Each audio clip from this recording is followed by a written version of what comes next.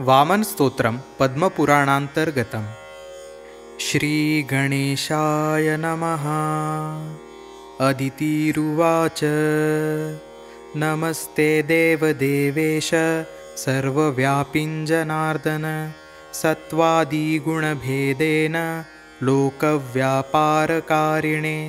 नमस्ते बहुरूपाय अरूपाय नमो नमः सर्वैकाद्भुतरूपाय निर्गुणाय गुणात्मने नमस्ते लोकनाथाय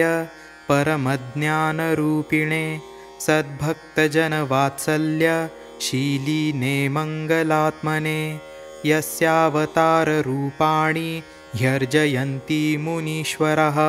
तमादिपुरुषं देवं नमामीष्टार्थसिद्धये यं न जानन्ति श्रुतयो यं न जानन्ति सूरयः तं नमामि जगद्धेतुं मायिनं तममायिनं यस्यावलोकनं चित्रं मायोपद्रववारणं जगद्रूपं जगत्पालं तं वन्दे पद्मजाधवं यो देवसत्यक्तसङ्गाणां शान्तानां करुणार्णवः करोति ह्यात्मना सङ्गं तं वन्दे सङ्गवर्जितं यत्पादाब्जजलक्लिन्न सेवारञ्जितमस्तकः अवापुः परमां सिद्धिं तं वन्दे सर्ववन्दितं यज्ञेश्वरं यज्ञभुजं यज्ञकर्मसुनिष्ठितं नमामि यज्ञफलदं यज्ञकर्मप्रबोधकम् अजामिलोऽपि पापात्मा यन्नामोच्चारणादनु प्राप्तवान् परमं धाम तं वन्दे लोकसाक्षिणं ब्रह्माद्या अपि ये देवा यन्मायापाशयन्त्रितः न जानन्ति परं भावं तं वन्दे सर्वनायकं हृत्पद्मनीलयो ज्ञानां दूरस्थ इव भाति यः प्रमाणातीतसद्भावं तं वन्दे ज्ञानसाक्षिणं यन्मुखाद्ब्राह्मणो जातो बाहुभ्यः क्षत्रियो जनि तथैव उरुतो वैश्यः पद्भ्यां शूद्रो अजायत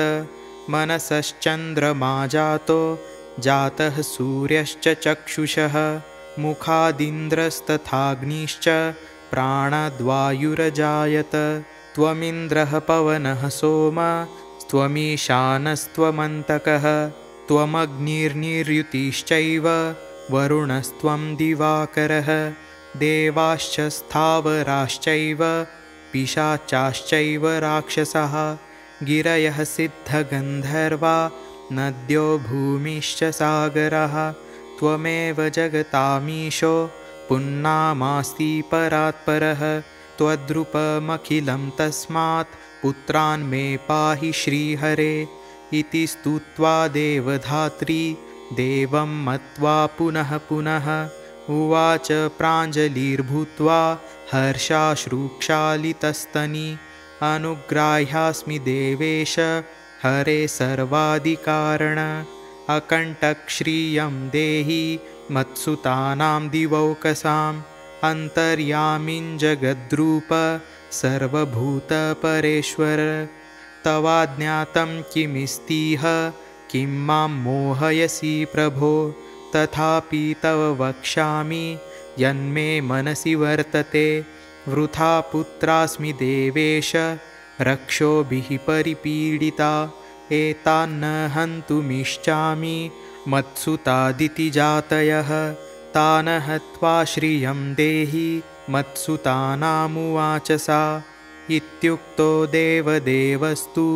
पुनः प्रीतिमुपागतः उवाच हर्षयन् साध्वीं कृपयाभिपरिप्लुतः श्रीभगवानुवाच प्रीतोऽस्मि देवि भद्रं ते